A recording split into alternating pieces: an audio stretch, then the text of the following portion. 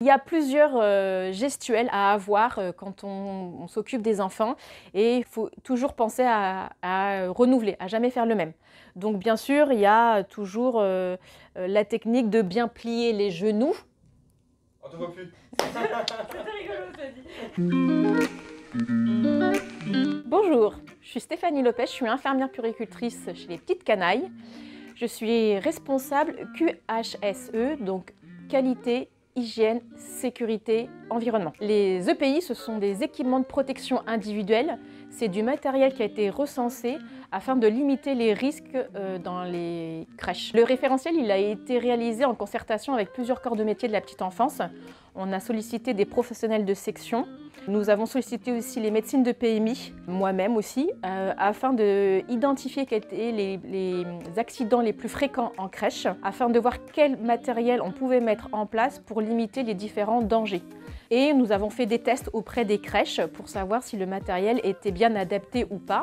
Donc les TMS, ce sont les troubles musculo-squelettiques. C'est quelque chose qui apparaît quand le geste est très souvent répété, trop répétitif et mal fait. Du coup, ce qui est mis en place pour limiter les troubles musculo-squelettiques, c'est le matériel ergonomique, comme par exemple le fauteuil d'allaitement. Le fauteuil d'allaitement, utilisé avec les deux accoudoirs, le repose-pied et la tablette, permet de donner à manger à un bébé ou un enfant dans les bras pour limiter les risques, mais aussi d'une manière confortable. Pour les plus grands, le tabouret à roulettes permet de circuler d'un enfant à un autre pendant les repas. Il y a aussi les assises au sol qui permettent aux professionnels d'être bien assises au sol à hauteur d'enfant, mais avec le dos bien maintenu pour éviter les maux de dos.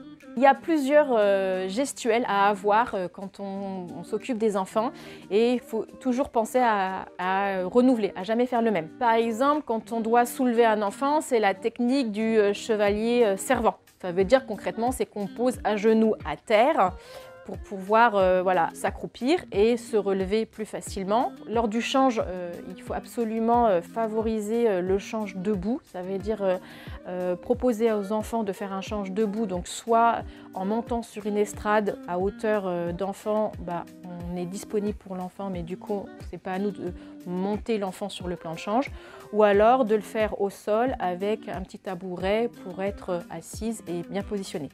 Les professionnels de la petite enfance, ce sont des professionnels qui sont assez jeunes, assez dynamiques et sportifs. Et en fait, elles ne se rendent pas compte que du coup, au quotidien, leur corps est très sollicité et que si elles ne prennent pas les bonnes habitudes, elles vont se retrouver avec des mauvaises pratiques et avec leur expérience en crèche qui va augmenter, et du coup, elles vont prendre des mauvaises habitudes et risquer de se blesser.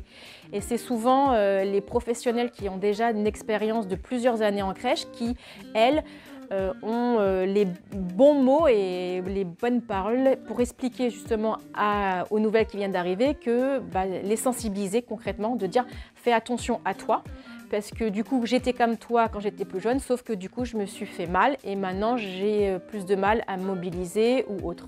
Comme je le dis souvent, en crèche, on travaille énormément avec notre corps pour se mettre à la hauteur des enfants. Donc du coup, nous sommes là aussi pour vous accompagner à ce niveau-là et afin que vous améliorez votre qualité de travail, mais que aussi vous preniez soin de vous.